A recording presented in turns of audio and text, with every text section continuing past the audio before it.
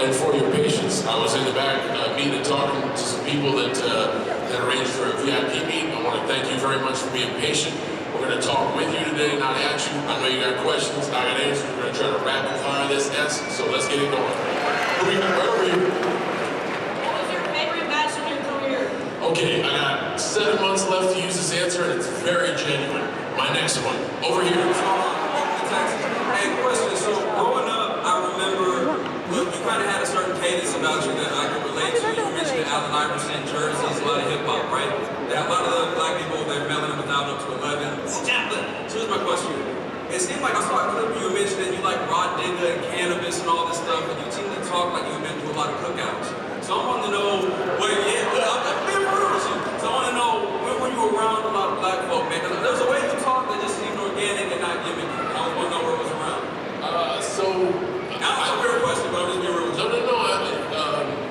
Like snap judgment is a great thing, right? We're all human beings, we all have it. So you can't look at someone and not project a judgment of who you think they are.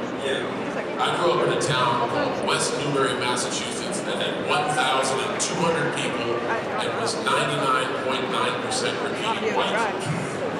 So growing up, I did not have a lot of diversity. I don't want to carry that. When I started to get exposed to diversity in my life, I was lucky enough to go to dormitory school out in Western Massachusetts called Bushy Academy. Only 450 students. My roommate T.J. Norris was from Compton, kid on the second floor of Alumni Hall. Josh Loeb was from New York. So I got exposed to a lot of diversity, a lot of culture through that. And ever since I was like 15, 16, instead of having to fight uphill about like, I listen to hip hop and everybody in West Newbury being like, that's not what we listen to. I walked into a safe space where we would have battles about like, who's better, Tribe Called Quest or Snoop? So right around a very important time in my life where you're developing as an adolescent, about 15 years old is when I got exposed to more culture. That's what's up. Great question. Right over here. We're working now. All right, here we go.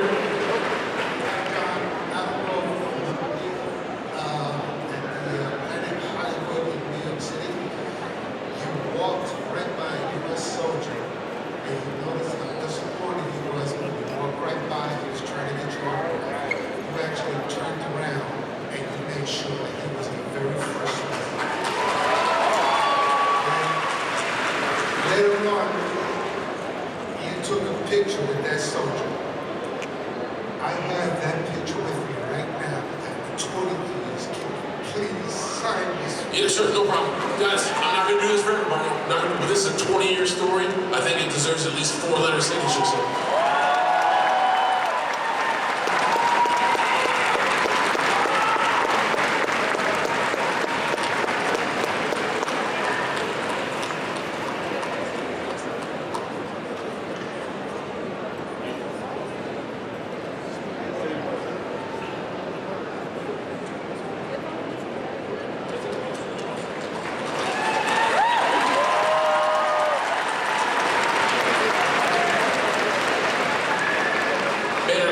Joints like this, I did get-togethers like this because we're all here for the same passion. This young lady just gave me a marker so I could put a button on a 20-year story for someone who served our country and protects our animal rights. That's kindness and work and people helping people. I like that. Here we go. Hi, John. Congrats on the 17th. Man, I'm sorry for talking so fast. This guy's like trying to translate. I hope you're doing a good job. Go for it.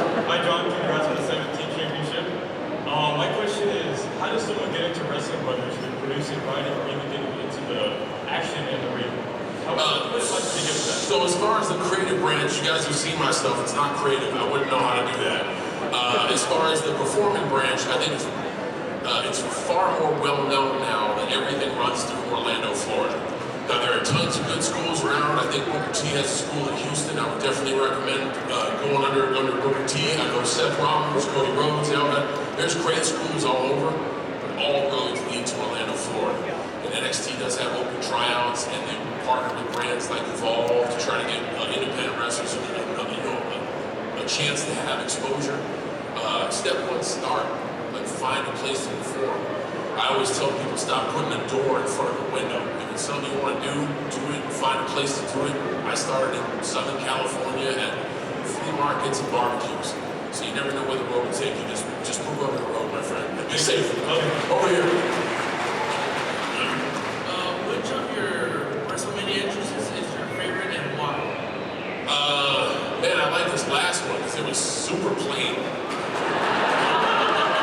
was like, so I started doing the funky WrestleMania entrances just like nobody was. I remember my first WrestleMania main event for a World Championship was against JBL. And he came out in a limousine and he dropped money with his face on it. And we rehearsed his entrance. And I'm looking at this going like, this is fantastic. And I turned to him, I go, where's my entrance? Then he turns to me and goes, you're winning, that's enough.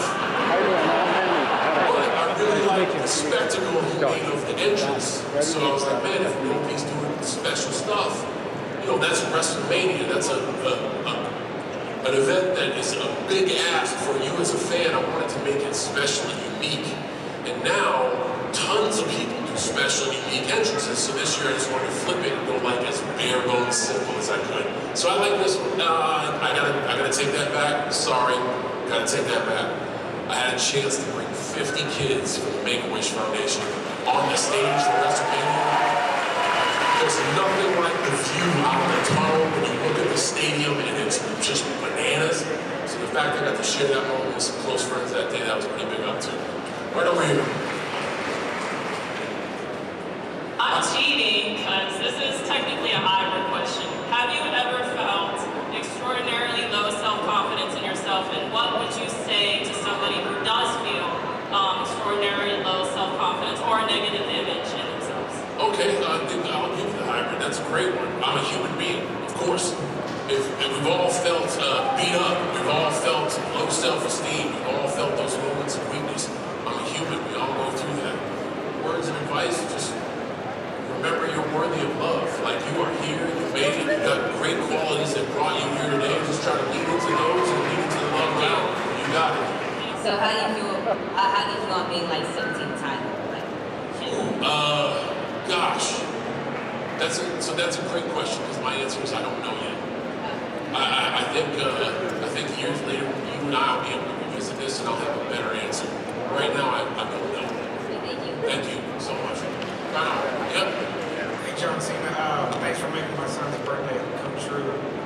You're epic. What makes you a beast? Your perspective, sir. Thank you very much. We got a referee in the house. Was that against the rules or am I good? That's all right. What's up, Johnson? I'm a big time fan. I'm here representing as a ref. I'm a real ref. I'm a ref at NTW, it's North Texas Wrestling. I am trying to be a ref. So, but my question is for Peacemaker, actually. Sure. So, the end, I hope I'm not spoiling for anybody, but at the very end, when you come out, you see all the DC people. Yes. Did you pop any of them when you told Jason Momoa to go, freak? Did you? I can't really say the words as kids here, but so we're dancing around a lot of stuff here. Peacemaker is an adult show, and our audience is can I go ahead and say what you said? Hell no, you can't. Kids in the crowd. That's why I asked you. You know what I'm talking about, then? Yeah, of course. When I went to Aquaman and said, "No, quit as a fish." It's okay. That's the language we use here to get that point across. That makes the point across. How many takes did it take? Honestly, it was like 4:30 in the morning, so we only did it a few times, but it was funny every I time. saw everybody pop, so that's why I asked. No, thank you so much. I appreciate it. Thanks for Be safe out there too. All right, who else we got? That's John Cena, the wrestler. Is that me or is that not me? I don't know. That's complicated. That's a complex question. Continue. In your opinion, what is the hardest part about being a professional wrestler? The fact that someday it has to go away, and someday it has to end. Because, gosh, it is the coolest, man. It is just the coolest. But I think someday you gotta close that book. I am currently training to be a wrestler right now. You are? Yeah, he's training me. Okay, that's fantastic. Just be safe, all right? All right, calculated risk. All right, here we go. My name is Jennifer. As a 20-plus year veteran, I know this final run, you talk about how you want to ruin wrestling in this final run. And as somebody you're my favorite wrestler since I was like 8 years old, that hurts and that stinks. So my question is that really how you want your last run, like what your legacy to be like? So I don't want to lean into stuff that's currently on television because I think we got an exciting program, and I don't want to lean into any spoilers. What I will do, I don't want to dodge the question either. What I will do is reinforce the fact of for 23 years I have left everything I have out on that canvas for all you guys. That's exactly what I'm going to do until December. So you'll get my best. I promise you that. Over here. Mr. Cena, Yes. my question is, what title meant most to you to win? Your first one or your last one? Well, you can't have the last one without the first one, right? So I'd say the first one. Right on? Okay. All right, so Mr. Cena, I have recently lost 80 pounds. Congrats. I'm a work in progress. I'm Look at that. But for a man as busy as you are with all the projects and traveling you do, how do you stay consistent with your fitness on the go and doing all that things? And if you have any other fitness advice, go ahead. Great question. Thanks, boss. First of all, we should always be a work in progress. I appreciate your journey. 80 pounds down, that's fantastic. You're healthier and better for it. Man, just try to make the next right decision. If you're on the go and you can grab a food that's calorie dense, or you can grab a food that is less calorie dense, just try to make the next right choice. That's all. Thanks, boss. You got it. Over here.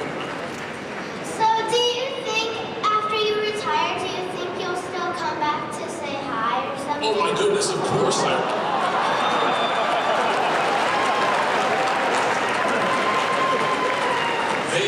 They will have to kick me out. I have actually put it in my contract to be an ambassador to WWE for as long as I contractually can.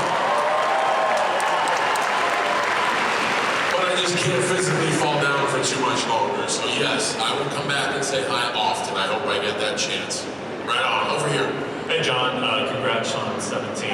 I wanted to ask if there was a time in your career that you've ever thought of an idea of going to a different promotion, like Not once, not ever, not once, not ever, never have, never will.